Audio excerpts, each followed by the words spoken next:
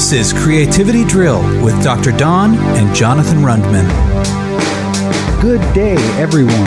Boy, this episode is loaded with really practical advice especially for musicians and recording artists, but for any creative types, because our guest is Matt Patrick. And the cool thing about Matt is, in a way, he has appeared on every single episode of Creativity Drill, and that's because he's the announcer. You just heard the lovely Creativity Drill theme song, and then you heard our announcer say, "This is Creativity Drill with Dr. Don and Jonathan Rundman." And that's Matt Patrick's voice, because Matt was the engineer who I used to mix the theme song for this podcast, and then I asked him if he would be the announcer. So every single episode you hear Matt's voice at the beginning of the show during the theme, but this episode he's actually the guest as well. And we're going to talk a lot about his adventures in the music business and all sorts of things. And he's a great friend and a great guy.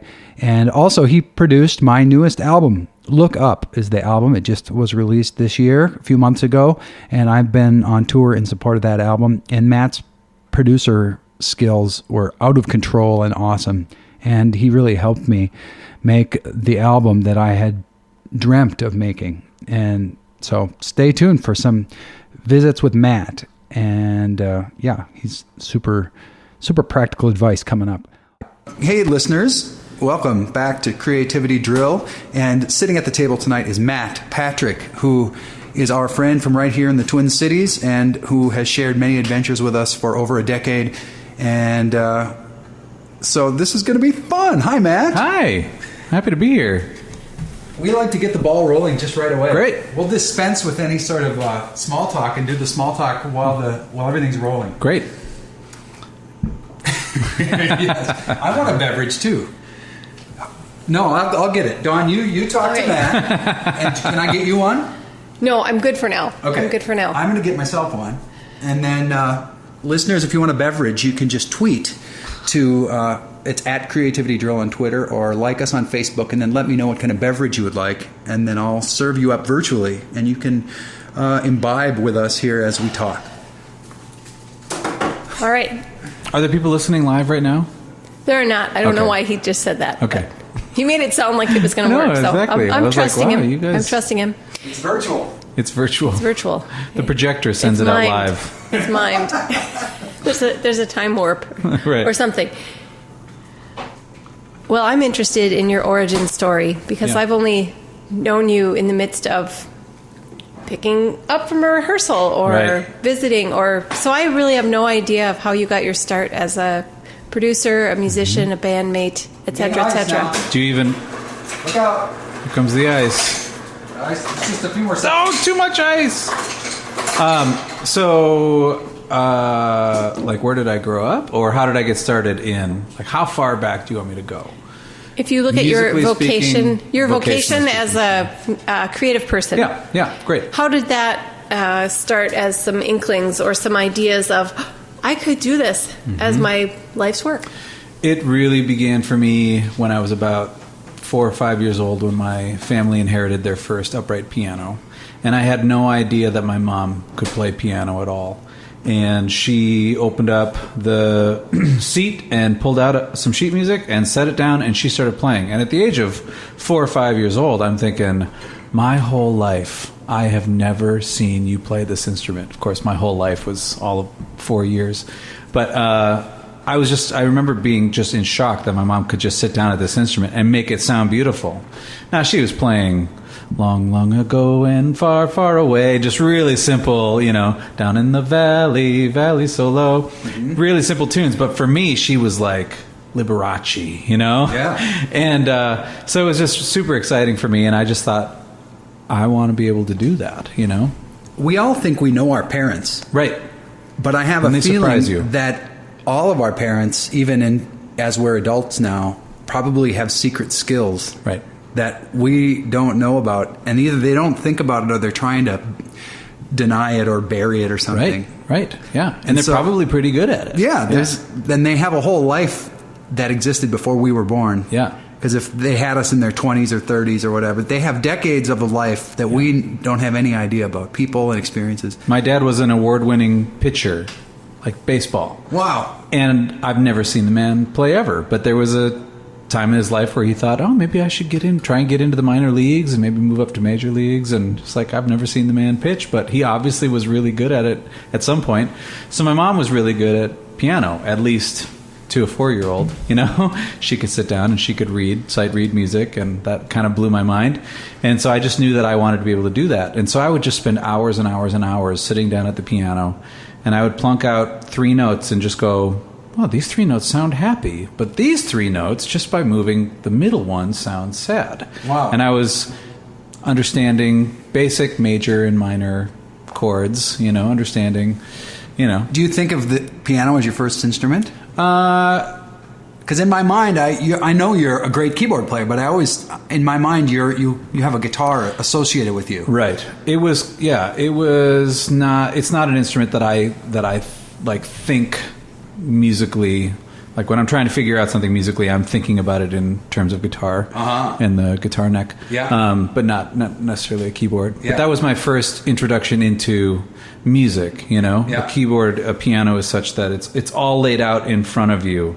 It's linear. Yeah. A guitar, you go up 5 frets, and then you're starting over the next 5 frets on the next string, and then you're starting over the next 5 frets on the next string. Yeah. And then they throw you off by making only 4 frets on the next string. Yeah. Before you. And so anyway. Both Don and I are keyboard players first, and I think both of us think as musicians, as keyboard players, right. even no matter if we're playing that instrument or not. Yeah.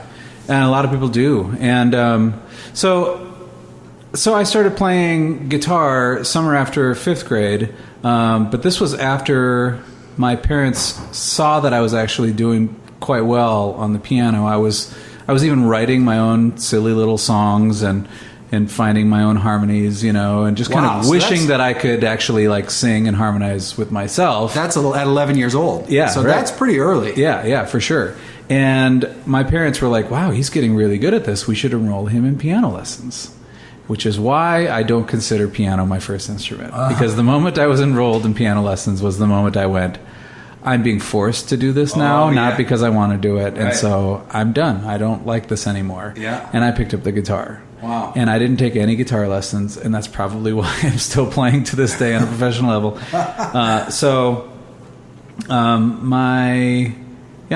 My parents were okay with it, though. They saw that I was really flourishing with the guitar, and so I just kept playing.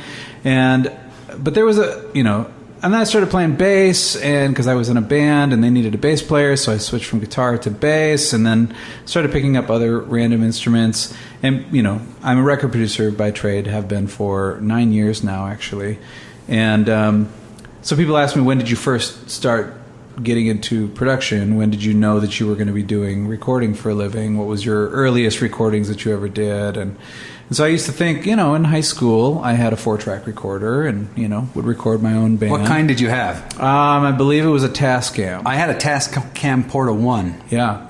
I don't know the model number of mine. You're way cooler than me for knowing. I got mine in 1989. Yeah. Or way less cool. Right, or way less cool. Right. Or both at the same time. So I would tell people when they would ask me when I first started recording, I was in 9th grade when I got my first 4-track recorder. But then I was thinking about it, and I went all the way back to when I was just starting to play piano. And I remembered going, well, I'm writing these silly little songs, and I want so badly to be able to harmonize with myself, hear what I sound like. Yeah. So I went and I grabbed my boombox, which had, back then, boomboxes were super cool because they actually had stereo microphones, one on either side, one above each speaker. Yeah. And so I put in a blank cassette and I hit record and I played my piano song and I stopped and I hit rewind and I hit play, and I thought it was so cool that I could hear myself. Yeah. And I was like, well, here's my chance. Now I can harmonize with myself. Yeah. So I hit play and I started playing a secondary part and singing a harmony to myself. Yeah.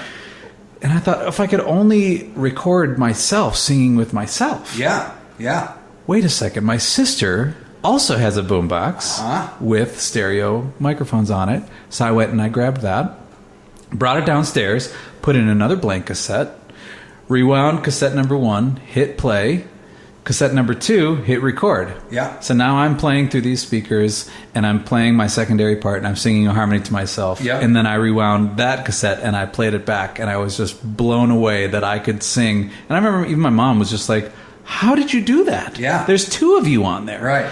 I was multi-tracking at the age of 8 years old or whatever it was, Wow. like before I even understood what it was. Yeah. Much like I was playing major and minor chords before I understood what they were. Yeah. It was just happy and sad to me, I had the exact same experience with boomboxes with built-in microphones.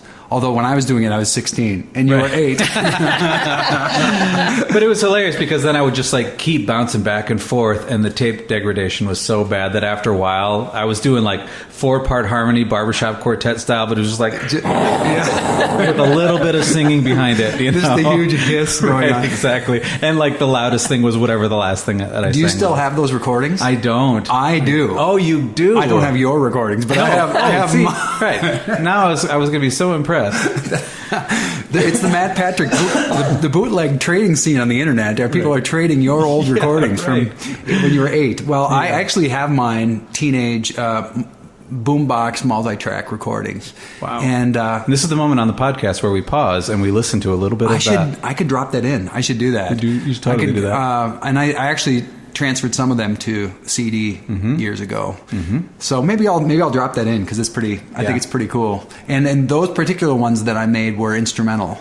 They were like a Casio keyboard and a ukulele or like something. Casio keyboard as well. Totally loved it. Oh, and see. In those days, this is the one. Well, I always forget. You're 5 years younger than me. Are you? I'm 41. You're 41, and I'm 44. So almost 44. So we're close. And in those days, you could buy Casio keyboards at Shopko or Target. Yep. In the same aisle that they sold boomboxes and stuff, like the home electronics section. Yep.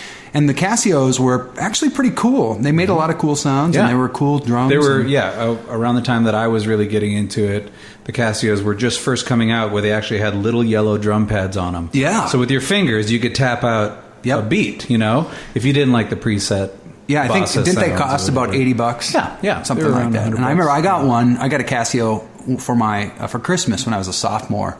And I remember learning to play the entire Hooters album, Nervous Night, which came out in 1985 or 86. And I could play the whole record on my Casio. Amazing. And I could sort of double all this because I think they were using a DX7. Right. And so they had sort of copy sounds that were pretty close. Right. They had sort of a droney, accordion-y kind of nasal sort of sound, and they had a soft fluty sort of sound and a stringy pad sound. Or you could just hit the accompaniment, for the bottom octave. Oh yeah. And then you just play single notes, and it was playing. Or if you knew major and minor chords, you could just play the major third or the minor third. Yeah. And it turned it into a minor. That's and you true. could play whatever song you wanted. Yeah, it was pretty cool. It was like a karaoke. Just machine. think of all the people who learned, like real well-known musicians who learned playing those Casios in the 80s. Yeah. And now, of course, it's cool to have those actual keyboards on your record. And I do, yeah. We actually have. When we made, Matt is my producer for my most recent album, Look Up, which came out just a few months ago, and we used some real Casio keyboards from the 80s. Yep. Matter of fact, I had a Casio SK1, and that was the first keyboard that you could actually sample yourself on. Now it was just like a second, if that. Yeah. And so, but then you would sample yourself, and then you could play a chord of whatever you just sampled. And of course, I was 8, so I would just belch into my Casio and would make different sounds of belching. Harmonic burping. Exactly. And that's what we did. But it was still musical, and it was still creative, so I totally loved it. And that is the first note you hear on the Look Up album that Matt produced. Is a burp. Is the burp sound. Well, it's actually the Casio SK1, this exact keyboard we're talking about. And those people who know my earlier albums, you will also hear the SK1 on the Recital album, recorded in 1997. The song "Tell Me Where You Want to Go" was completely played on the Casio SK1, which is it's just a great instrument. Yeah. I was talking to our friend Greg Ward, who has a shelf full of Casio SK1s, and he was saying that now they're kind of valuable on eBay. Totally valuable, yeah. And there are people who do, and there are people who do circuit bending with it. Yeah. So they make extra switches. So let's say you wanted to belch into your machine. Now you can belch into it, play it back, and then make that belch sound crazy, adding delays and weird sci-fi sounding effects to it. So is technology an important part of your creative development? Is it intertwined? It is, and because it's certainly part of your life these days. It's intertwined. Yeah, absolutely. So I mean, it's how I make a living. But I feel like once we got to the digital age, it certainly kind of just halted. I mean, they come up with plugins that do interesting things, but I just don't imagine it getting any like that much different? Yeah. Will music be that much different? Maybe I'll listen back to this in 20 years and laugh at myself like, oh, you just don't even know. But I mean, it's we still have 2 ears. Yep. You know, there's surround sound, but even that tried to take off 10 years ago or 15 years ago, and nobody really bought into it. 5.1 surround sound, and they've got big, huge mix and mastering rooms that can master 5.1 surround sound, but nobody's buying it. Why? Because we only have 2 ears. The human skull is only able to go. What's that curve called in science? Where is that some sort of bell curve? But is there a name for that, Dawn? A bell curve or a sine wave? Well, I'm talking about in terms of things how they develop, because we got to live through really the tail end of the '60s, and you think of how primitive recording was pre-Beatles. Mm-hmm. It was, of course, they made beautiful recordings back then and awesome recordings, but Absolutely. It was a whole different universe than it is now. Yeah. And so for whatever reason, like our lifespan saw an incredible ramp up on the bell curve. Right. And also we happen to be witnessing the tailing off of that. You know, where we're, like you said, we've kind of hit it. There's not much farther it can go. Right. And I think if you could taste while you were hearing. Right. Yeah. What does a song taste smell like? It. Yeah. Yeah. Maybe the other senses. Right. You know, we're used to video. I think if you could smell it. Right. That would be the next improvement. Well, and in the 60s, of course, people were trying those avenues because if you do enough drugs or certain kinds of drugs and put on certain records, then you are operating in the other sensory realms apart from hearing. But like in the visual realm, like photography, for example, now you can buy a camera that has so many pixels per square inch that it's beyond the human limit, which why didn't we just stop at the human limit? And it's the same thing with audio. You know, the clarity is beyond what we can hear. So our dogs buying the records? The owls are looking at the pictures. But then the reality is it's so clean then that there's no more life or character to it, you know? And that's, you know, for those who don't know, I own the Library Recording Studio. It's a large studio here in Minneapolis. And I made a point to, even though I'm recording digitally, because it's for the ease, and recording analog can really be a pain because you have this machine that can break at any time, and a computer can break, but it's just way easier to fix a computer than it is a big tape machine and all the components that go into that. But I have lots and lots and lots of keyboards, analog keyboards, Fender Rhodes, Wurlitzer, clavinet, Hammond organ, multiple pianos, electric and acoustic, and I hardly, if ever, use digital sounds. It's always an analog source, whether it's a voice or a keyboard or a synthesizer. I have this old memory Moog from the 80s that's worth a lot of money, and I paid $350 for it back before it was cool to have it.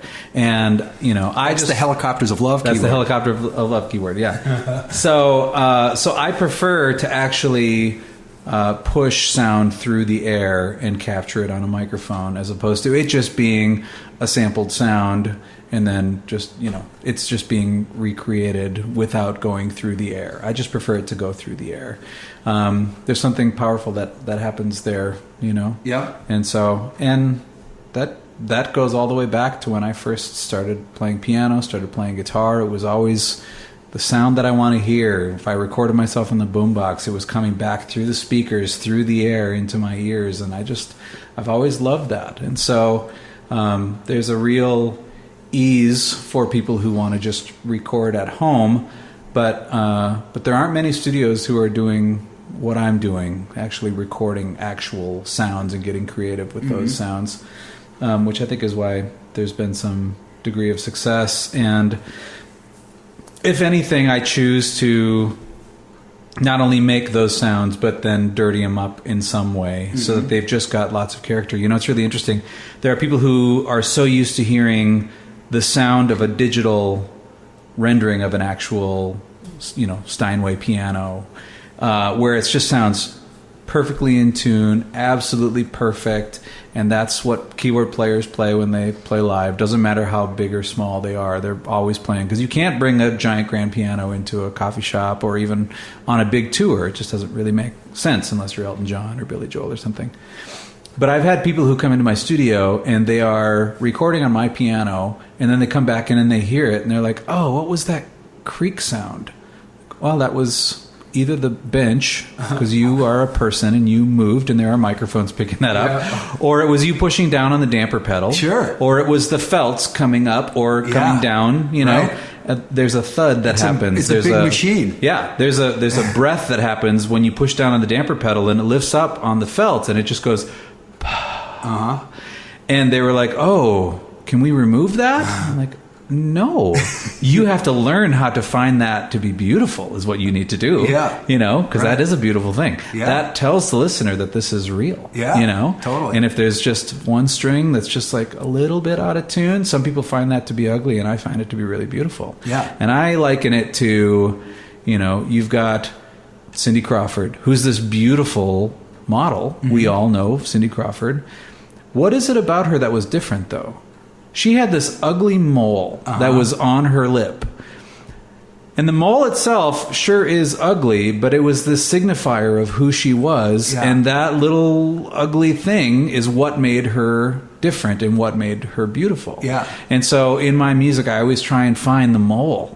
Where is that ugly little mole that's going to make this really beautiful thing special, you know? And so maybe it's just some harmonic distortion. Maybe it's... let's just take this piano, and instead of just playing single notes on the piano, let's take a screw, an actual screw, and screw it into the strings and then strike the note and see what it does, you know? Let's find some interesting ways to make this instrument do something that it wasn't originally intended to do. Yeah. Well, all creative people use tools, whether you're, you know, writing your novel on a computer or whether you're painting with, you know, new paint versus old paint, or, I mean, tools are how creative people make their art, and the same is true with music. And I think in the studio realm or in the production realm, you know, people can be a fundamentalist sort of about their approach, either only new technology or only old technology. But you don't seem like a fundamentalist to me, which is why I always like you're very open to technology and new things and computers and stuff, but you're also totally in love with analog sounds and acoustic instruments, and it seems like you're able to, you know, live in both realms comfortably. Mm-hmm. Which do you think? Have you evolved? Like, were you more of a fundamentalist one way or the other earlier in your life, or is this just how you've always been? I think I've just retained that. You know, I'm the guy who will work in whatever domain is in front of him and just make the best with what I've got, you know, whether it's 2 boomboxes or a full Pro Tools HD system with 32 tracks, and, you know, it doesn't really matter to me. But I'm also somebody who prefers to commit when I hear something that I like, whereas the average digital studio person would go, well, let's run that through a special DI called a reamp box, so that if we don't like the sound, we can run it back out into an amp and change the sound later. Or let's not compress it going in, because what if we compress it too hard? Or what if, you know, we don't compress it enough, and then we've got to stick with it. And I'm the guy who goes, let's listen to it, and if it sounds good, let's keep it that way. Yeah. And so there are actually a lot of times when, because most of the time I'll record a full band, you know, a rock band or pop band or folk Americana band or whatever, all together because I have the space to do so, and then they're gelling off of each other, which is a wonderful thing, and oftentimes taking the song in a totally different way than I even thought it was going to go because of how they're gelling off of each other. But then they'll come in and they'll listen to the playback and they'll say, wow, this sounds mixed already, you know, and it's because I'm committing on the front end to let's compress it the way I want to hear it in the mix, and then it makes my job easier on the back end too, because it saves a ton of time for the band making the record too. Yep, exactly. Yep.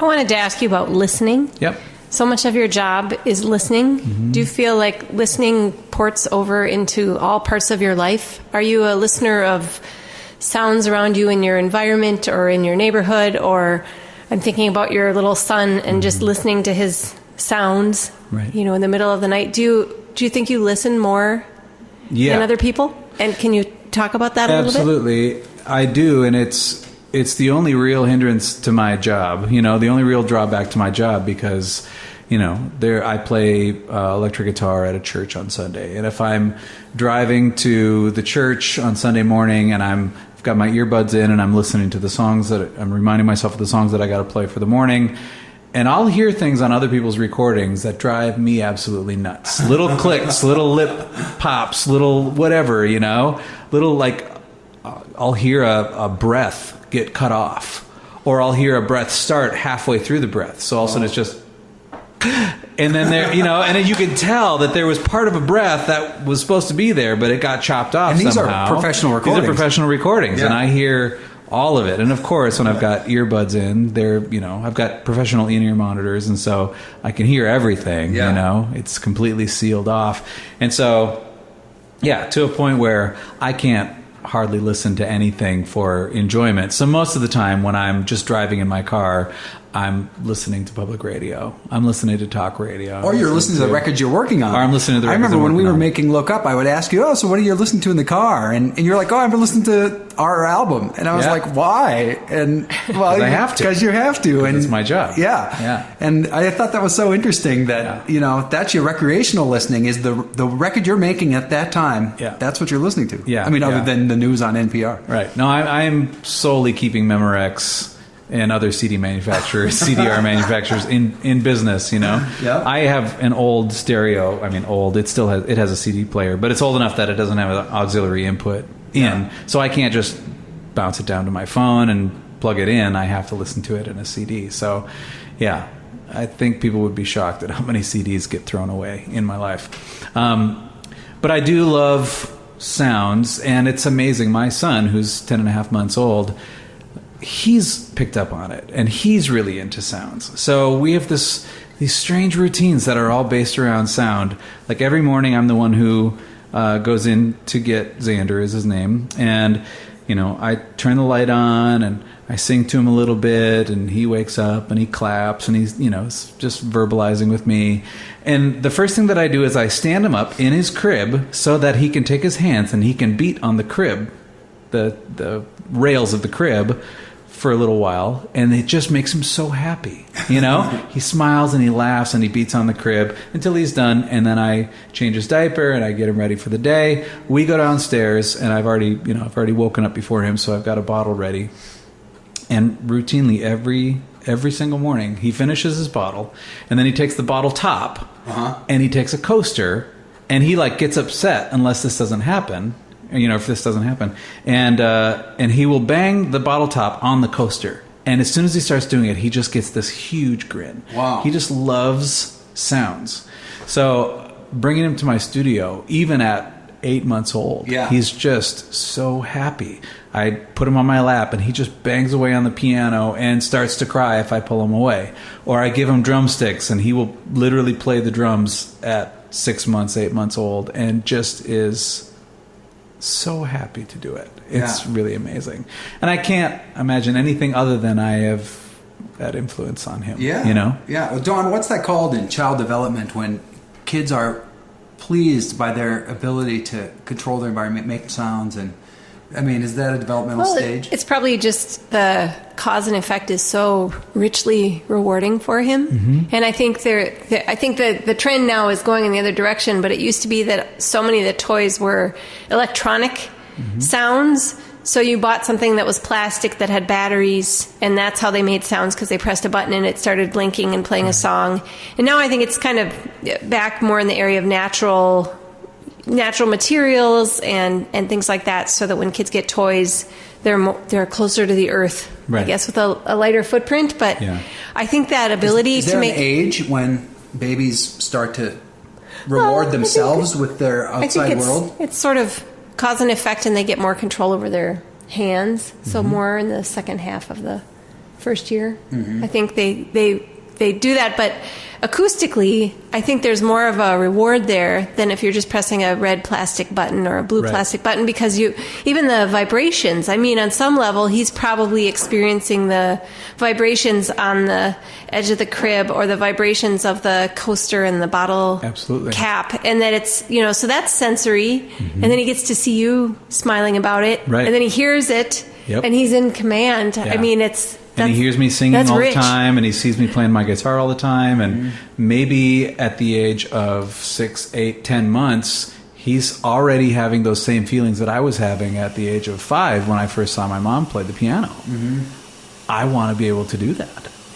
That's amazing. Like, I wonder if our human beings by nature musicians and performers, and as babies we all are, because we know that if we express ourselves, we get a reaction from our audience, and it fills them with joy or fills us with joy, or it provokes them, and then you get a rush of like, wow, I can express myself and affect this audience, whether it's my dad or the family gathered around or whoever's the kids in school. Not to mention just the crazy concept or notion of like breeding.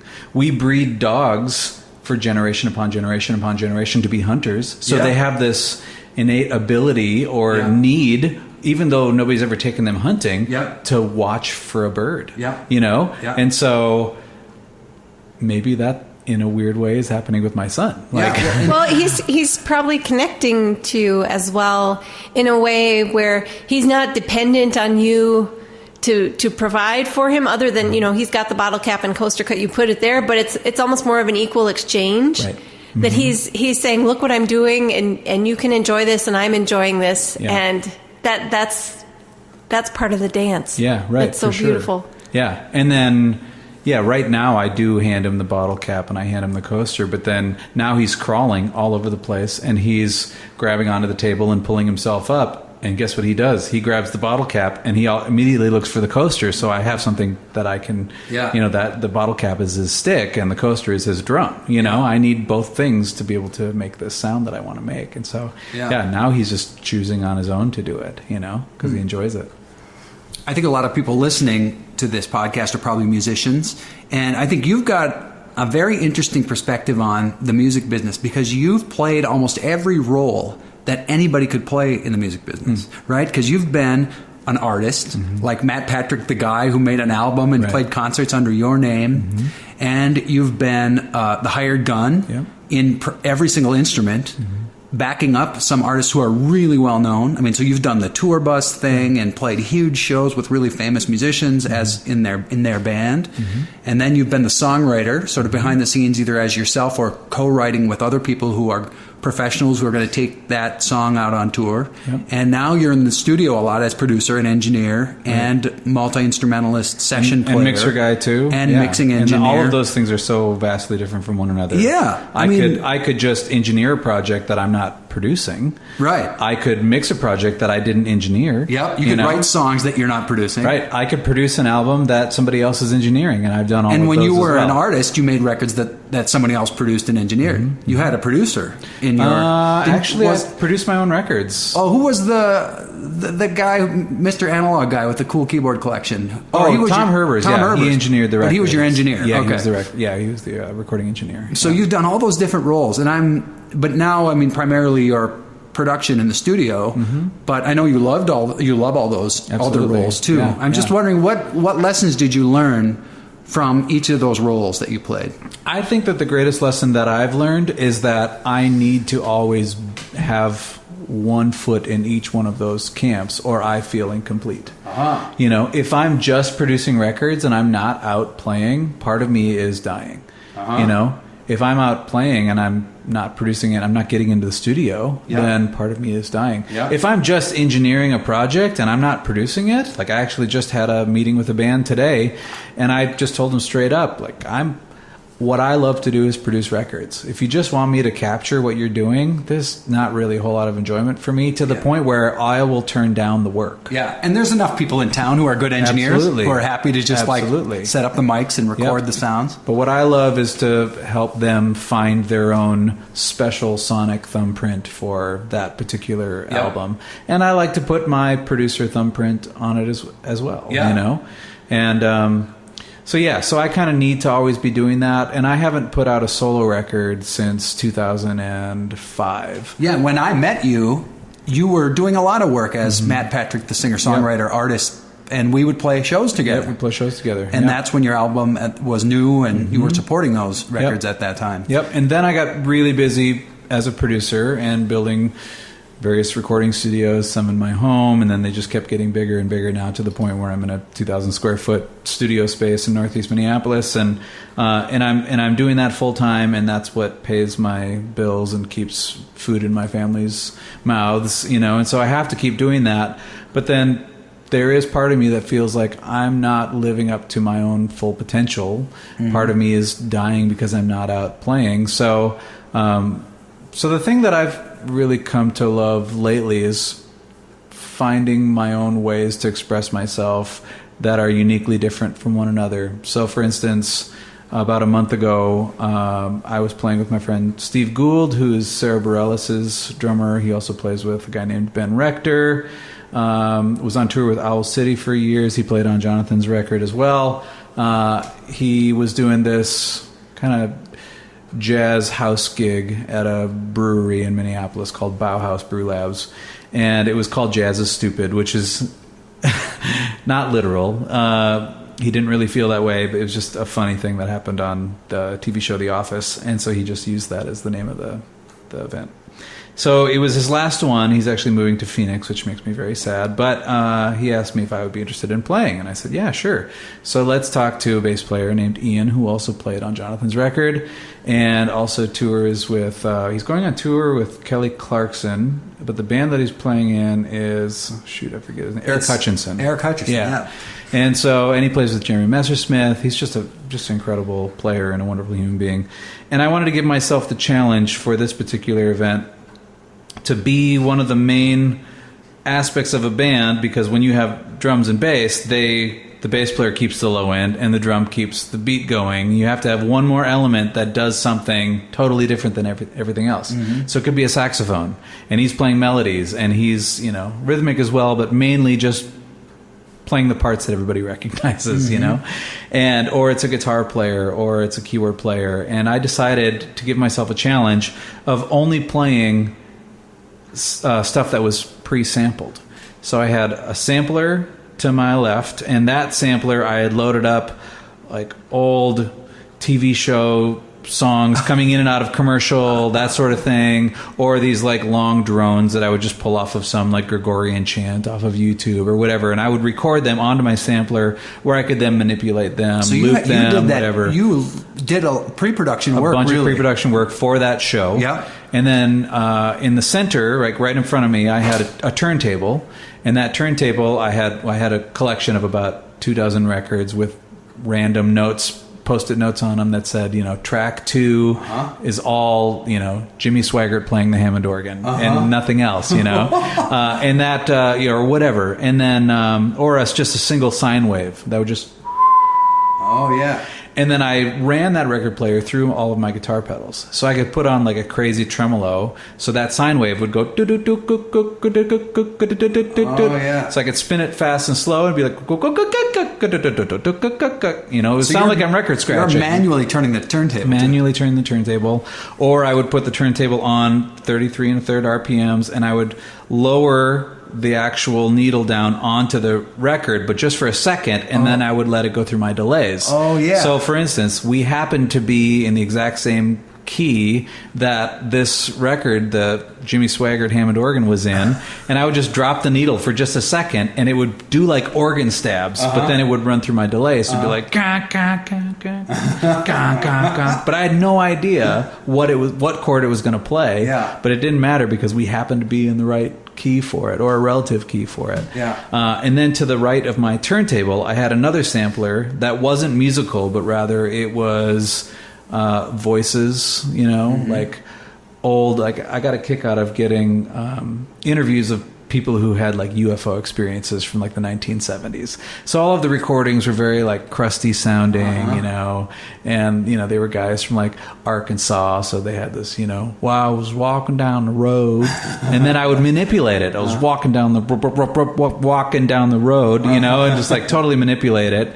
And I had to make it interesting. And we played for an hour and a half. Wow. And I had to be like the key guy who was making this interesting in a band, but not playing an instrument. Yeah. Which is a fascinating place to put myself, a scary place to put myself. But it was funny because Ian and Steve showed up and they were like, so what are we doing? What are we playing? And I'm like, we're improvising, you know? I was like, but I guess it is kind of strange because if anybody knows what we're doing, it's me, you know? I'm the one who sampled an old Chain Gang from the 1950s singing their Chain Gang songs, you know? But I knew that once I hit play on that sampler that Steve was going to want to put a really vicious groove behind it, which is exactly what he did. And it was really fun and really cool. And then most recently, I had an opening slot for one of my clients, Vicky Emerson. She asked me to open for her. And I had been toying with doing... actually doing some like live looping where everything that I'm doing is completely 100% reliant on these loops working, you know? And I had different effects on my voice happening. And after 3 shows of doing that, it was actually just really exhausting to try and remember all of that stuff. And then if a loop doesn't work, then you've failed in front of all of these people.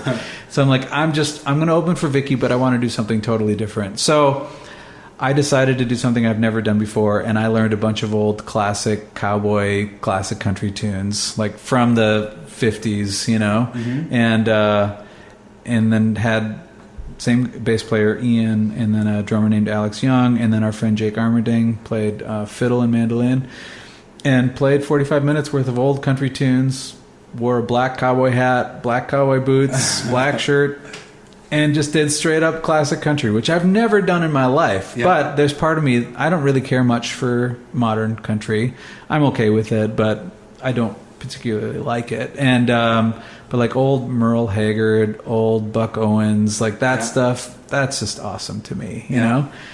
It's such a timestamp from a part of our human history, you know? And so to go back there was really fun for that 45 minutes. So I'm wondering what my next thing will be. You've been becoming a conceptual performer. Right. Because you're coming up with a theme ahead of time and then challenging yourself to stay within either the concept of the topic, like cowboy songs, or the genre, or the bounds of the technology you have to work with. Exactly. Loops and samples or whatever.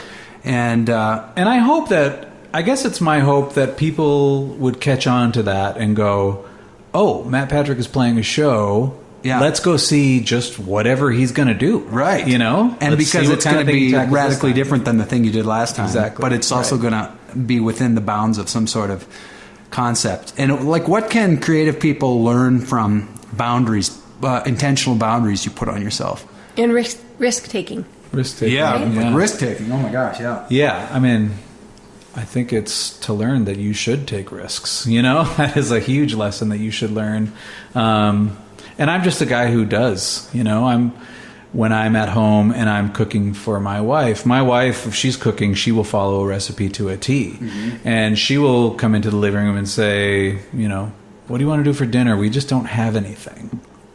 And I'll go, great. And I see it as this challenge. And I'm like, come on in, turn on the TV, pour yourself a glass of wine, I'll make dinner. But we don't have anything.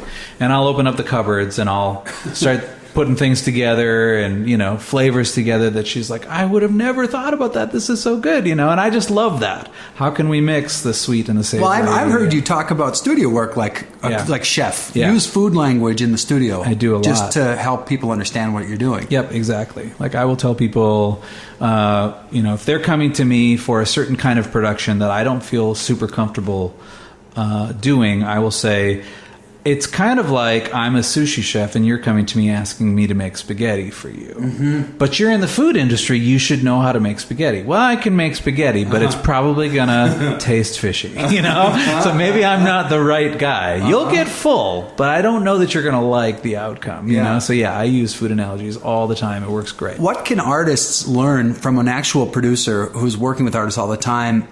Because like you say, their producer might not be the right person for that gig. Or what should they be aware of before going in to talk to a producer? Because you're right, like they might want spaghetti and they're going to a sushi chef. Right, exactly. You know, so it's really important to do your own homework on each producer. They've got a catalog. They better have a catalog of previous work that they've done. That's why on my own website, which is thelibraryrecordingstudio.com, you can listen to numerous samples of things that I've done. And of course, I put songs on there that I want this kind of client to come back to me. Sure. You know, I don't put everything up there. Yeah. And that's worked great for me, you know. But I want people to listen to my compiled work that I've compiled on my website and say, "Yep, this is the guy who I want to have, you know, work on my album." And so bands or artists that are out there that are looking for a producer, don't just use the guy who's the cheapest. He might be the worst person for you, even if he's, you know, skilled in one style of music. If you don't play that style of music, it's probably not going to sound very good. Yeah. And I get inundated with emails from people who play styles of music that I just don't know. Like I like hip hop quite a bit, but I don't know how to produce it, especially being a guy who prefers to, you know, have an actual instrument pushing sound through air into a microphone.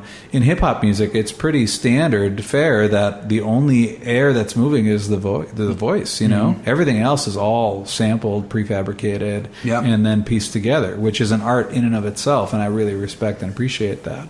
But I get a lot of emails from people saying, "I'm a hip hop artist, I want to know what you charge, will you produce?" I'm just looking for a producer. Yeah. A producer to them just means a hip hop producer, and I'm not that. Yeah. So, it could be money in my pocket if I said yes to it, but I'd rather they get what they're looking for from the right producer. And so I am happy to tell people that I'm not the right guy for them. In your production role, you have to deal with artists who are in a very vulnerable place. Yeah.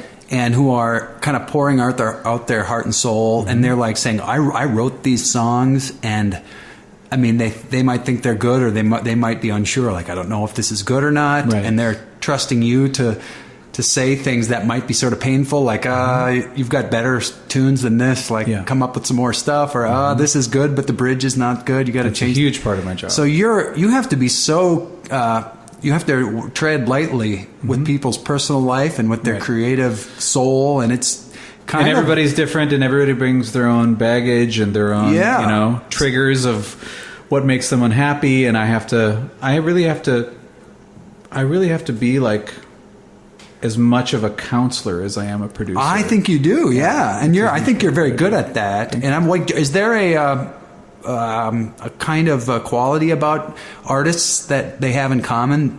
For sure. Because you see so many of them in a vulnerable place. Like, what are some qualities of artists making records that you see from the other side of the glass? True creatives are what's called HSPs, which are highly sensitive people. There's a book written about it. I think it's actually called HSPs. And and that's the thing. They come in super excited about their work, but nervous that whether it's any good or not, you know, and thinking that it's good themselves, but just they need to be proven that it's good. So they need me as their producer to both champion for them that they are indeed worthy of being listened to by the masses, and molded and shaped so that the areas that they could be stronger in grow. And so oftentimes I'll have a client come in, and we go through the pre-production process, which is just we go through every lyric, every chord with a fine-tooth comb, the ins and outs, the structure, is this the right key for your voice, all of that stuff before the band comes in, so that we're prepared. And you know, oftentimes I will ask them if they're open to a co-write for a song if it's not totally there, and I usually can tell, because I've been doing it for a long time now, whether a song is ready to be recorded or if it just needs some work. If they're open to co-writing, great, but I never force the issue. And you know, especially with women, I've actually had a lot of women not be interested in co-writing because there's this assumption. I don't know if this is in reality or if it's just in their mind, but I've had female songwriters say to me, even if my name is first, so, this song written by so-and-so and Matt Patrick, they're just going to assume that you did most of the work because you're a man. Wow. Which is incredibly sad to me. So that's what they believe that. Yeah, I've had women songwriters. Do you think they're right? Do you think listeners, if they read the credits, are thinking that? I don't think that way, so gosh, I hope not. I mean, I don't have a sexist bone in my body, so like that's just super sad to me, you know. But I don't know. It's just sad.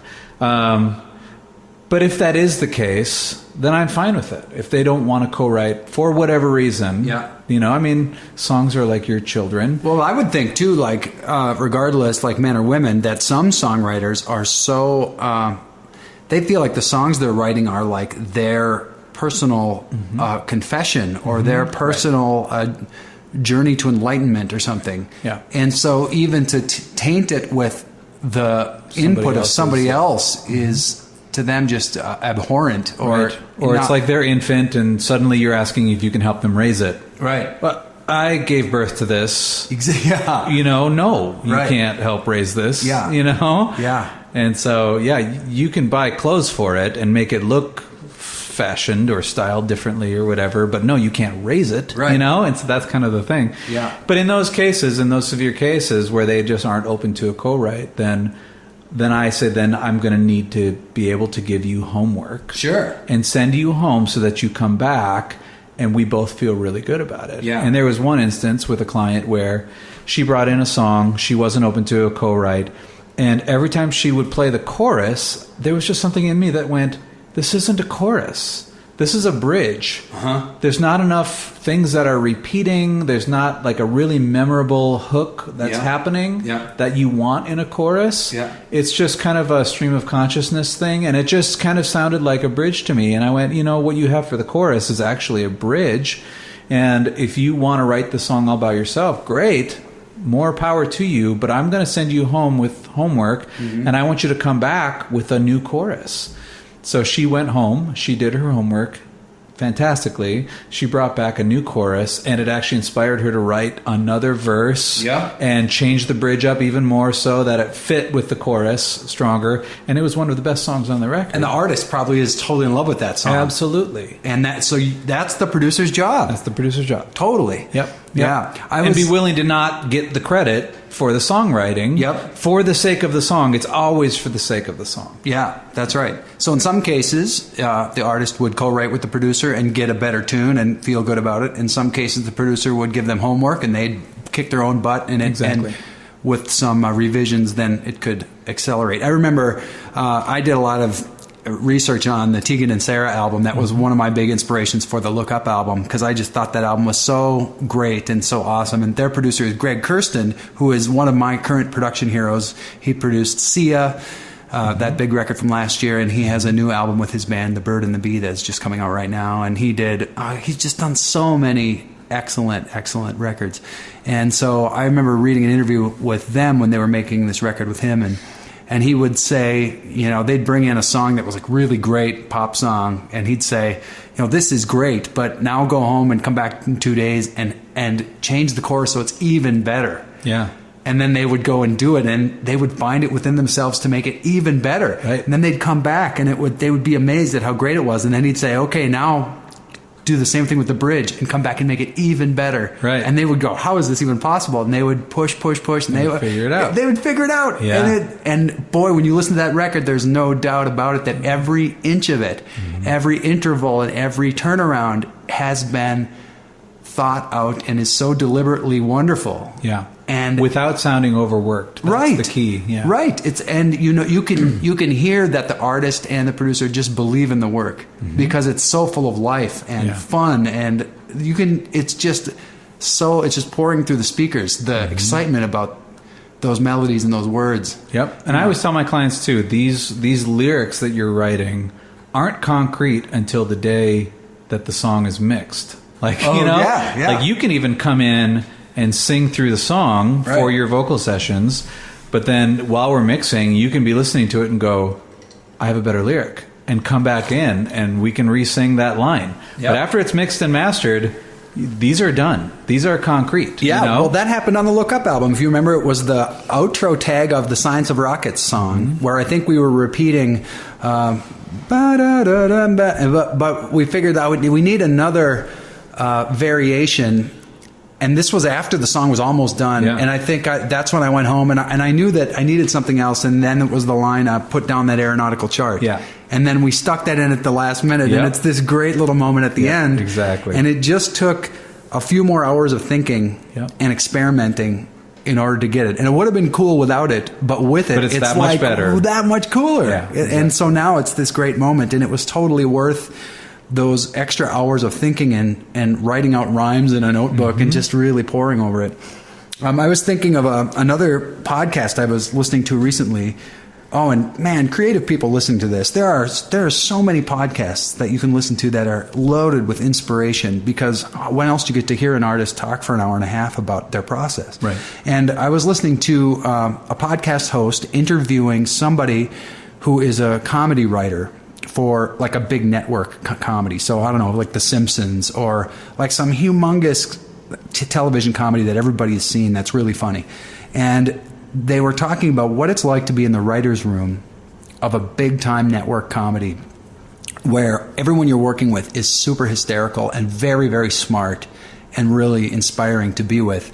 And they would talk about how, like, they'd write up a rough draft of the script and they'd do a table read. And the actors would come in and they would read through the script and see where they were getting laughs. And then they'd say, okay, we're going to come back tomorrow, but between now and then we're going to do punch-ups. So they would basically dissect the whole episode and punch up every joke that could be funnier. And then they would throw out this joke or this plot line or these characters to the writer's room, and they'd say, all right, give me eight new jokes that are funnier than what's on the page right now. And then these people would go away for, I don't know, 20 minutes or 2 hours or however long, and they'd come back with 8 jokes that could go in that spot that were even funnier than what they started with. Right. And they just talked about the infectious energy and just the hysterical fun of making something even funnier. And it just gets funnier and funnier and funnier. And like some of the stuff is hysterical, but not quite the right tone, or some of it's really hysterical, but it's not quite the right language or whatever. It not only does it have to be funny, but it has to be in the right context. Yeah. And then they drop in those funnier things. And then, after multiple cycles like this, then you get a really great script for a film or a TV show. And it's just like making an album or writing a song. And boy, I really believe that artists, and it's a luxury, but if you can have a producer, you should have a producer. And now that I've made 2 albums in my career with a producer, where I really gave the reins over to the other producer, I truly believe they're the 2 best records I ever made. Yeah. And now I feel like I got so spoiled. I feel like I don't want to make a record without a producer anymore. Yeah. Because it's so, for me at least, and I'm thankful that the producers I've worked with have been people that were trustworthy and awesome. So I suppose you can have a horrible experience with a producer. Sure, absolutely. But thankfully it didn't happen to me. But you can go to, back to the food thing, you can go to a really nice restaurant, find your absolute favorite dish that they make, have the same chef give you like literally where they purchase the ingredients, how hot to have the stove or the oven, what kind of pan, make sure you use the cast iron pan. You can go home with the same ingredients, make it in your home, and it won't taste the same only because you're the one who made it. Yeah. It's like how you can't tickle yourself. That's right. That's exactly right. That's exactly right. You just need the right person to tickle you. But I mean, it's that same thing. Like, I probably couldn't now produce my own record because I need somebody else's ears, somebody's vision. Yeah. And I'll just, I don't know. Well, I think it comes with age, or maybe not to toot my own horn or anything, but with maturity. Yeah. Just because, like, I'm someone who's almost 44 years old, and I've been in the music business for 25 years, and I've made over 10 solo albums. And the older I get, the more control I give away on my albums. And what I've learned over 2+ decades playing music is the most joy I have had as an artist and the most success I've had in the marketplace and the widest appeal I've had, or the most, not even appeal can be heard in a negative way, but the most connection I've had with listeners has come from involving more people and more collaborators. Right. And the more I've given up, the more creative control I've given up, the more rewards I've had. Absolutely. And I didn't know that when I was 21 years old making my first solo album. And I couldn't, and not that I didn't believe it, but I just was ignorant. I didn't know any better because I didn't know anything. Everybody has to start somewhere. Right. But and if you're that young, you're usually thinking that you know what's best. Right. So if anybody else tries to get their grubby hands on this, they're gonna turn into something that's not ultimately very good because I know what's good. Exactly. So there is an arrogance that goes away as you mature. Yeah. Right. So I think, and we've talked about this on this podcast with other guests, and I remember talking to one of our author guests about the importance of an editor, and how, man, if you're writing a novel, you need an editor. Yeah. And if you're an actor, you need a director. Yeah. And I think it's interesting, though, when you turn to visual arts and how a painter or a sculptor or a photographer would just say, well, this is the piece of art, and I've decided I'm done with it. And this is, I don't care what you think. This is my art. So it's hard to imagine a similar role, like an artist. You don't think of an artist like that having a sculptors producer don't have saying, producers necessarily. right. So you're not saying, go back and shave off 8 pieces of the sculpture and make it even better. But even those people have gallery curators. They have curators, who are going to say, I'm not into this new phase of yours. Or what is fantastically different about the role of a producer with regards to the medium of painting or sculpting is you are the one whose art this is. You are the one whose name will be on the cover of this. This is your music who's being represented, but I'm the one who puts the paint on the canvas, which is really fascinating. I'm the one who is, as a producer, I'm the one who's you're getting sitting sounds there. to tape. I'm getting the sounds. I'm the one who's EQing and sculpting how this thing ultimately will sound. I'm the one who's picking the players or colors if you're thinking about paint, and so I'm the one who's helping you decide, well, this is how your song will manifest itself ultimately in the end of this thing. Deciding what reverbs, what delays as the mixing engineer as well. And so it's so fascinating to me how, even though they're the ones who, I'm not saying this to my own horn, it's just true across the board with any music producer, is, their name is very tiny on the album, and the artist is really the big, huge type font. But the artist actually isn't the one who actually even holds the brush for this. Where if you buy a painting from an artist, you better hope that they were the one holding the brush. Otherwise, or it's like plagiarism, or it's factory art, right? Where it's interesting how that works. Well, as a music nerd in my teenage years and someone who sort of reads liner notes religiously, I realized early on that what I really was, almost more than a fan of bands and songwriters or singers, is that I was a fan of producers and I was a fan of session musicians. Right.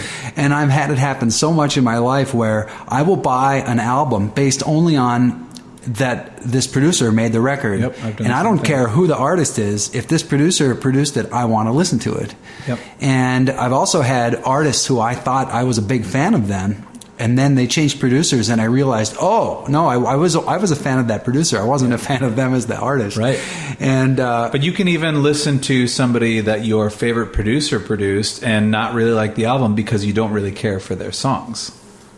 The producer doesn't turn good song or bad songs into good songs. Yeah, right. But they can save bad songs for sure. Yeah.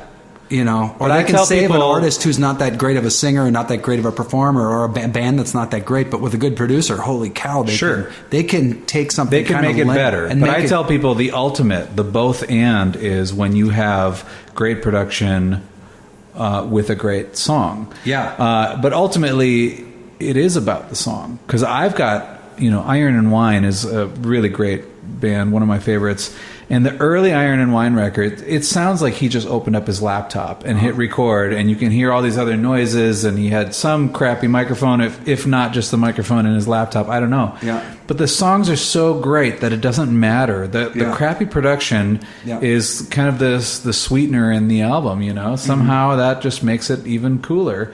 And then you can have really great production with really crappy songs, and it's just not...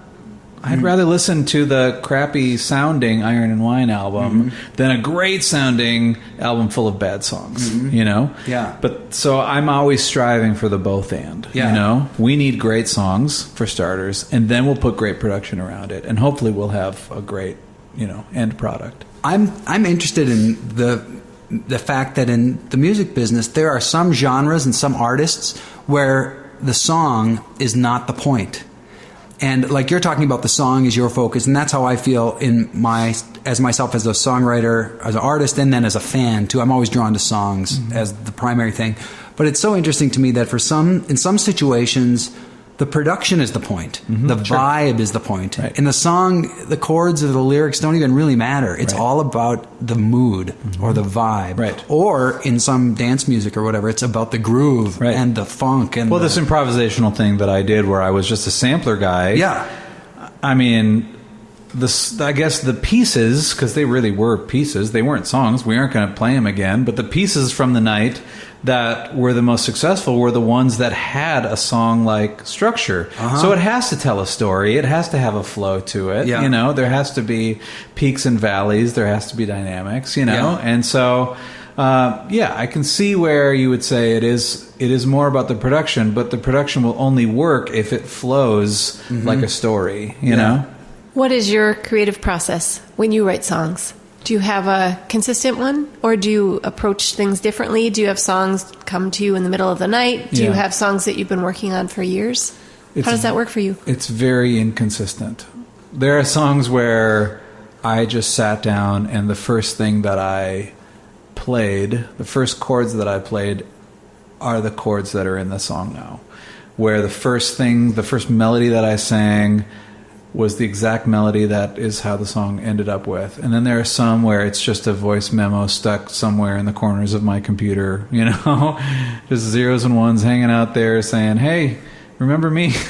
And then I, you know, will pull them out, or oftentimes I'll go, oh, that's reminiscent of a thing that, you know, that I did 6 years ago. I wonder if I could partner those two things together, and then those puzzle pieces fit, and now you've got a song from these two pieces that were 6 years apart or longer, you know?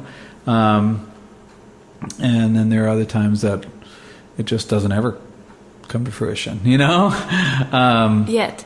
Right. That's exactly it. Have you ever dreamed a song or woken up in the middle of the night and known that you have to get to a recorder? No, not necessarily. I mean, there's times where I've dreamed that I was singing a song that I knew that I wrote, and in the dream it seemed like the best song I've ever heard in my life, and then I wake up and it's just gone. I'm like, oh, try and think of it, and it's just gone, you know. But no, so I've never had that kind of experience. I wish that I had. For me, it seems that I need one of two things, and that is I need a co-writer or somebody to give me just a leaping off point, a germ of an idea. And as soon as I get that germ of an idea, then suddenly my mind just goes crazy with ideas, you know? But I can't come up with that initial germ of an idea unless option 2 happens, and that is I get a deadline. Oh, yeah. So in 2012, or maybe 2011, I randomly signed up for this thing. Boy, I shouldn't even say this, because you can find it. It's called Weekly Beats. It's actually weeklybeats.com, and it's for mostly electronic musicians. Is it BEATZ? No, there's no Z. There's no Z. No Z. Okay, Yep. there's no.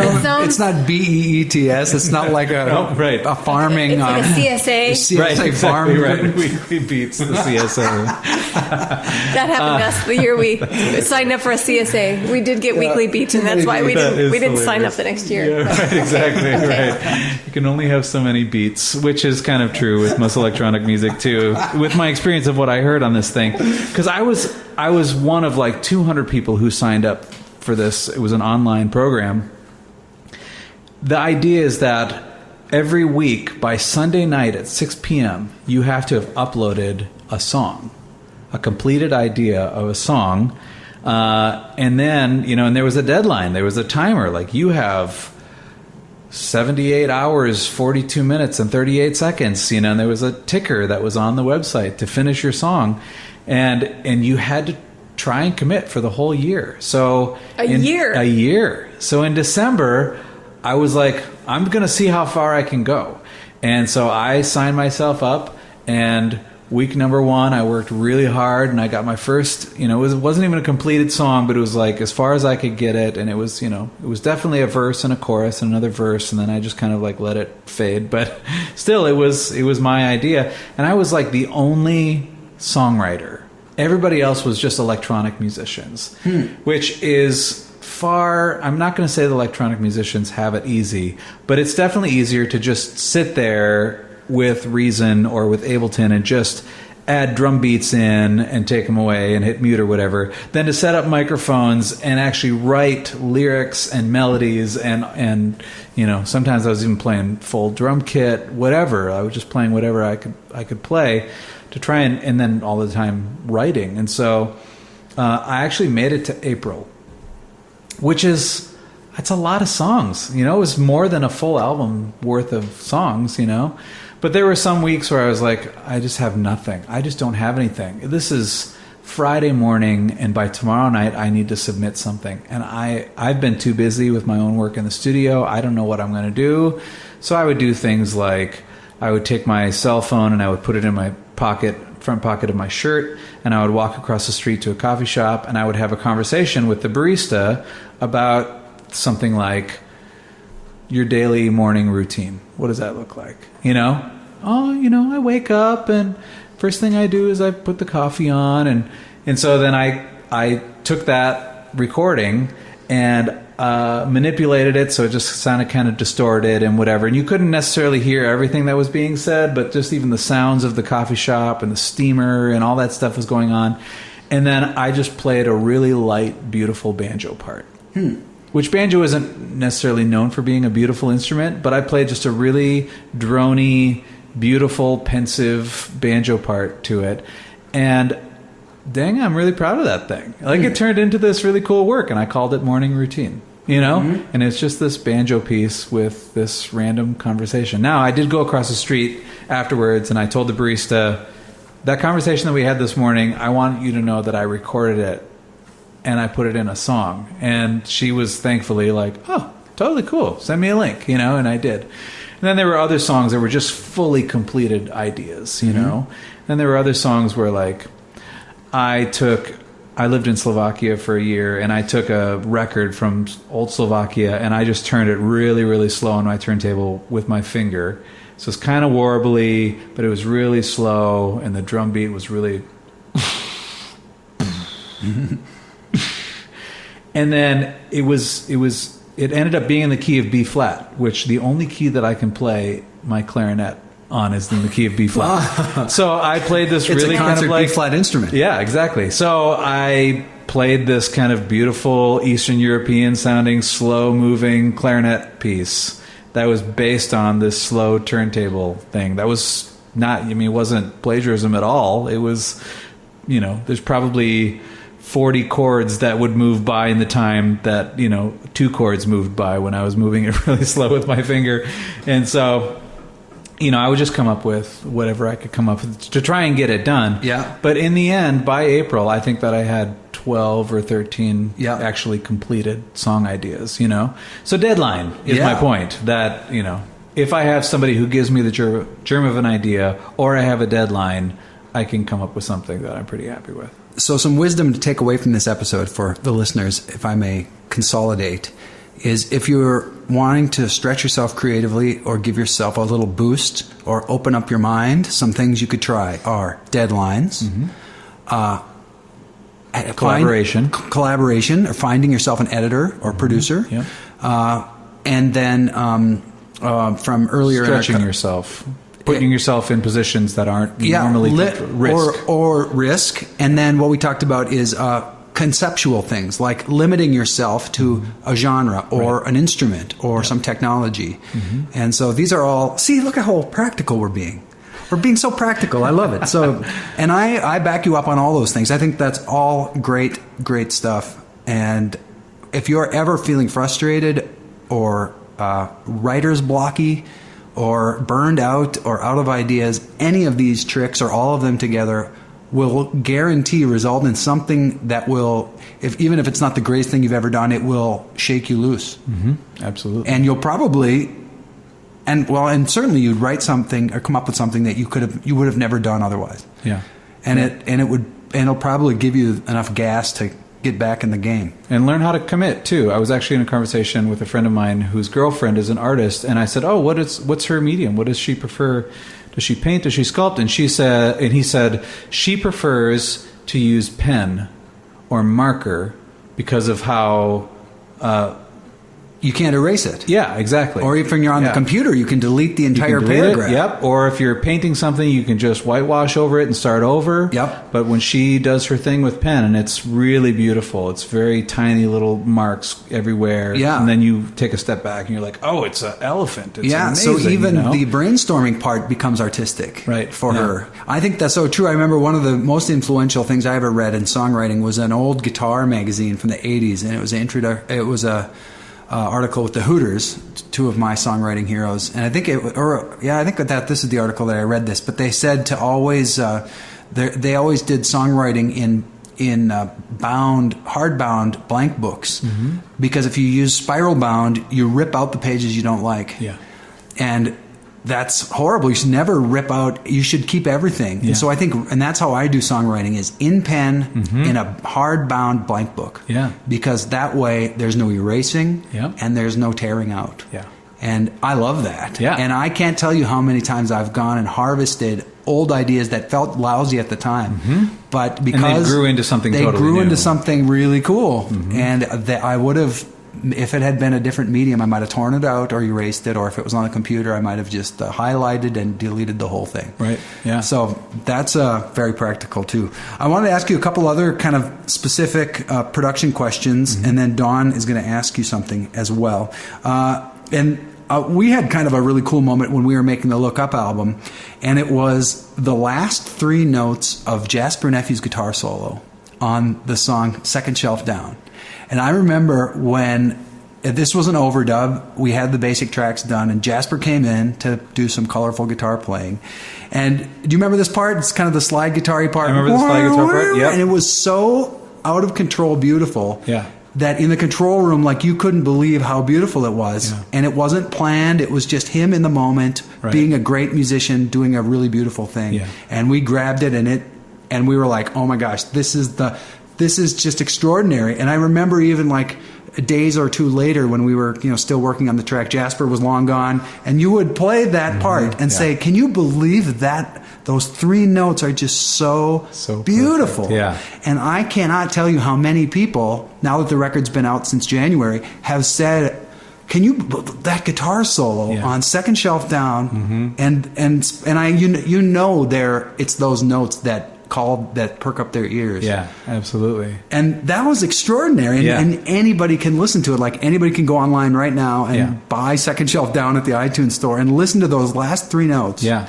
It's just an extraordinarily beautiful moment. Yeah. And what's great about my job is that I get to experience that all the time. Yeah. Like, I have so many memories, at least one in every single project I've ever done, where I say to myself, I can't believe that I'm watching these guys do this thing right now. Like, I know that this take, because it's so magical, is the take I'm going to be listening to. But I look out of my control room window and I see the drummer playing the part, and I see the bass player playing the part, and they're capturing it, and I'm going, this is it. This is what I'm going to be listening to now for this song for the rest of my life. And what everybody is going to hear when they see this artist, they'll buy that record, and they're going to hear, and you're going to be like, wow. Yeah. So give me like two more examples of like sounds or instruments or players or moments like that. I was producing a record for Vicki Emerson, who's an Americana kind of folky artist who's great. She's become a dear friend of ours. Her first record I produced,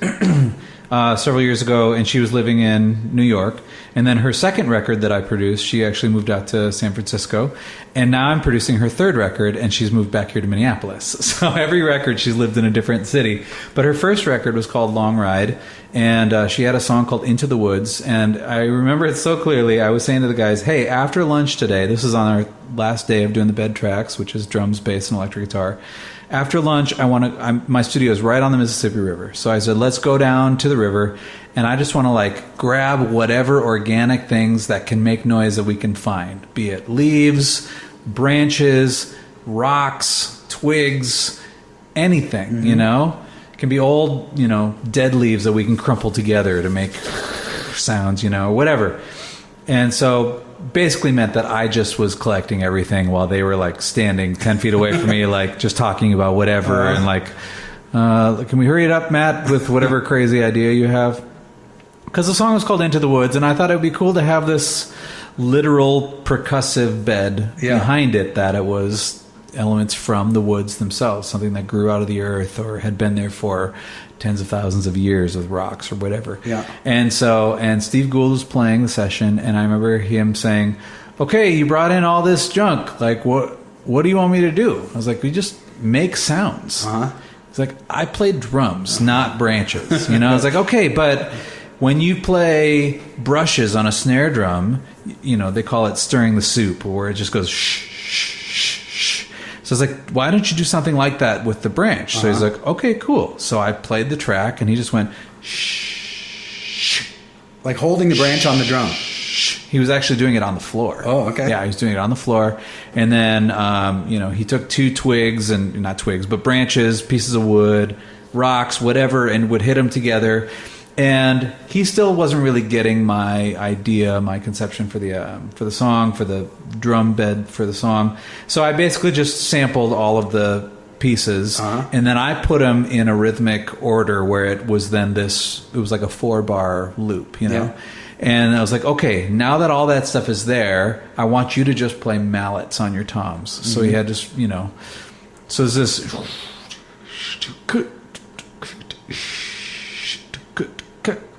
And then he was just like, boom, boom, boom, boom, boom, boom, boom, boom, boom, boom. And it was so perfect because he didn't need to play a hi-hat. Yeah. All of the like high-end bright stuff was already there, and it was made with these organic elements. And Aaron Fabrini was playing upright bass, and it was just this very big, very open, dark, moody, celestial kind of sounding song. And I remember once we finally like got all of the pieces put together and all of the elements ready, they started playing.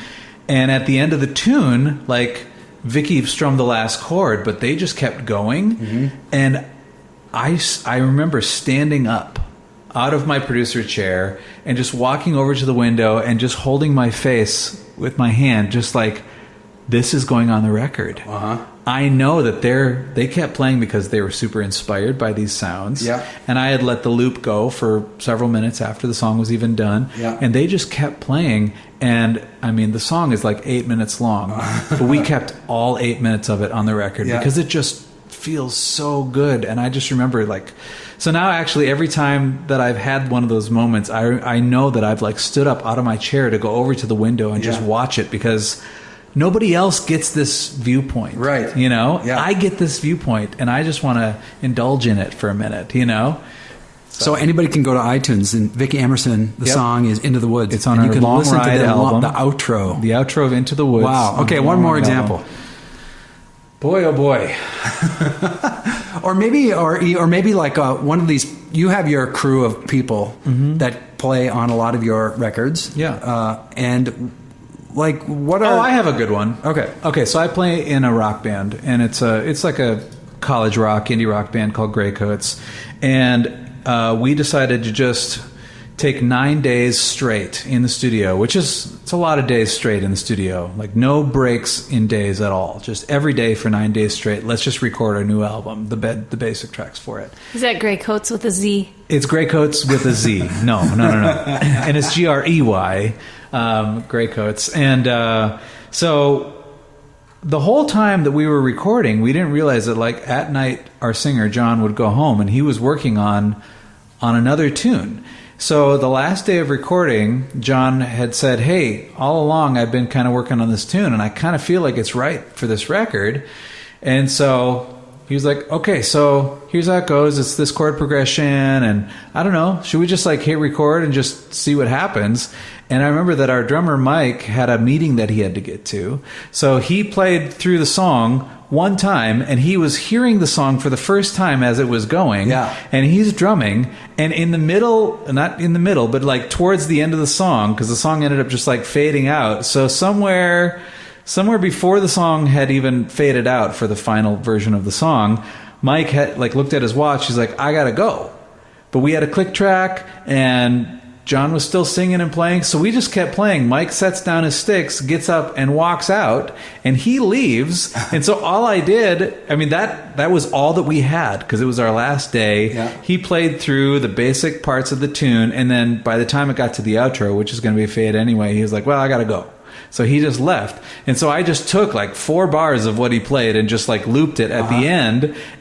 And so the one thing that he played from hearing the song for the first time wasn't even complete, and yet it was still the final thing on the record, and we just stretched it out, you know? And so, but I just remember just going, this is insane. We're putting this on our album, and our drummer left in the middle of the song, you know, before the song was even finished. And I know that this is going to go on the record. And once in a while, you'll get a legendary track in music history that's like that, like a Rolling Stone, where the guitar player is asked to move to the organ and he's never heard the song, and then it forces him to play that offbeat organ part, which becomes now it's like one of the most famous keyboard parts in rock history. And he's one of the most famous Hammond organ players, even though he didn't start off as a Hammond and I think player. he was supposed to play guitar on that session. He was actually not even supposed to play. He wasn't even asked to play organ. He just had this like line in his head, and nobody was sitting at the organ. So he went over and he just like was playing this line. And Dylan was the one who was just like, hey, turn up that organ. That sounds great. So you never know like what those moments that are unplanned or where the band doesn't necessarily know the song, and it can result in a cool moment. I love those moments. I live for those moments. My question to you is what you would ask or what you would tell to your kindergarten self. 5-year-old Matt. 5-year-old Matt. It's funny. It wasn't kindergarten, but it was definitely 2nd grade, because I remember my teacher and I remember my classroom, and we had, you know, the lined paper with the like dashes across the middle, so you knew where to put the top of your cursive letters, you know. And it was draw a picture. The top half was blank, and then the bottom half was that, you know, lined, it looked like a freeway, and it said, you know, what is your dream job? And I'd never even thought about what my dream job was going to be, so I just put school bus driver, and I drew a picture of a school bus. So I would go back to at least my 2nd grade self and say, don't be a school bus driver. Not that there's anything wrong with that, but it wouldn't be living up to my full potential. I'm sure there are school bus drivers out there who are living up to their full potential, and that's a wonderful thing, but it's not my full potential. So, you know what we learned from that? Shoot higher. Well, we learned from that kids, some of the only careers they know are school bus driver, right? Because that's the one dude with a job who they see. So how important is it that we introduce our kids to piano players and and computer technicians and drummers and producers and even let them know musicians or artists or editors all can be a full-time paid position for, you can have a job doing this. Because I was making music certainly when I was in 2nd grade. But it didn't even occur to me that you could actually make a living doing it. So I would maybe go back to my kindergarten self, my 5-year-old self, or my 2nd grade self, and say, that thing that you love to do, you can actually make a living doing it. And will. So stick with it. And imagine like kids in a rural area. Like I think about me in a very small town, a very isolated corner of the map. I didn't know anyone who was a musician. I didn't think that you could be a musician. The only musicians I saw were on television. Or being a band director. Which was his script for a while. That was my script, because that's the only musician that I ever saw was the band director in the school. So I thought that was my only option. And I just think how lucky Xander is and our children are, because they're growing up surrounded by people whose vocation is sort of unusual. Right. But to them, it's normal. And fast forward actually to I only went to college. I went to community college for just one semester because I was working a full-time job and just couldn't hang all of my classes and testing and all that stuff and having a full-time job and trying to pay rent for an apartment and all of that stuff. But I do remember my first day of my theory class, my theory instructor, I do really well with big, bold statements, and he dropped a big, bold statement on me that day, and he said, if you're here for a music education degree, I think you're really going to enjoy this class. If you're here for a music performance degree and you do popular music, there's the door, and I suggest you use it. And that guy, I found out just a couple months ago, is still working at that community college. Wow. So this is 20 years ago. Wow. Longer, 22 years ago. And that just stuck with me. Unless you want to be an opera singer or you want to be in like a chamber orchestra or something, what he said was get out and play in front of and with as many people as you can play with. Because you can't get a piece of paper from a college that says you are now certified. I'm ready to rock. So you're right. Yeah. Certified to rock. You can't walk up to Radio City Music Hall or Carnegie Hall or even locally First Avenue, or anywhere, the Turf Club or, a podunk little terminal bar or whatever, and say, hey, I have this piece of paper that says I can perform. Give me a gig. They won't, because they don't know you. You haven't proven yourself. Yeah. So I really took it to heart. And that summer I was playing in like 8 different bands. Wow. And trying to figure out what place am I playing, on what stage, at what time, and can I make this gig too? And we'll have to find a sub for that gig because this one's more important and going to be with more people or in front of more people or with, people who, would help my career better, all of that stuff, And so I really think a lot back to that theory professor because I took him up on it at the end of that semester. I was like, I'm going to do that. I'm just going to go and I'm going to play with and in front of as many people as I can. Yeah. And it will be from that where I will achieve some degree of success. Yeah. Don't let college get in the way of your education. Right. That's really well put. Absolutely. Words of wisdom. Even if it means quitting college, and I'm sure if there are any parents of, college age kids, Stay in they're just school. like Be cool. wincing right now. But yeah, I actually get inundated with people who want to send their son or daughter to my studio so they can intern. And, a lot of times they've gone to a huge recording school and they've spent $40,000 per year to go there. And they're like, hey, will you hire my son when he's done with school? And my answer is no, because I don't ever hire anybody. Yeah. Because I produce records. So what good would it do me to pay somebody else to come in and do the job that I love to do? Yeah. Yeah. I actually don't want necessarily to have paid time off. I love my work. I love making music. So it doesn't, I can see that at the end of my career when I want to retire, I will still own all of this gear and I will still have it in one central location. So at that point, I can see it being really great to hire on somebody to take over my studio for me, and then I would get a chunk of the hourly rate, whatever that is at that time. And that's a great little nest egg there for me, at that time. But until then, I want to work. I love my job. Yeah. Yeah. How can our listeners track you down? How do you want to be found on the internet? The libraryrecordingstudio.com is my website, and there's also a Facebook page for the library that you can find and like. And Instagram and Twitter. Yep. Library Studio is Instagram and Twitter, yep. Can we check out the Grey Coats? Yep. Is there a new Grey Coats record on the horizon? There is, yes. It actually just was mastered this week, and we're very happy with it. It's our 3rd album. We've had a few different websites. I think it might be Grey Coats, but take out all of the vowels. Oh, yeah. Except for the Y, because Y is sometimes a vowel. So GRYCTS.com, I believe is what it is. Mm-hmm. But you could just do a search for it.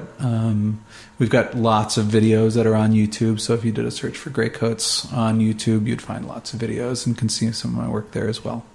and there's lots of artists. What are some records you've produced that you would love listeners to go check out so they can hear what your production sounds like? Yeah, I mean, Grey Coats is a great example. I really have loved the work that I've done with Vicki Emerson, all 3 of her records. There's an artist named Annie Fitzgerald that I produced, In Good Time. I'm really fond of that record as well. It's a very kind of Sean Colvin, John Leventhal kind of sounding production, which I really love. Rachel Kurtz has an album called Broken and Low Down that's kind of a modern Motown record that I really love. I'd have to have a list in front of me because there are so many. There's so many of them. There's so many. Yep. Yeah. Excellent. That's Matt Patrick, everybody. Thank you for listening. We're so filled with practical wisdom on this show. So tune in the future for more fun. Good night. Thanks, Matt. Thanks for having me. Creativity.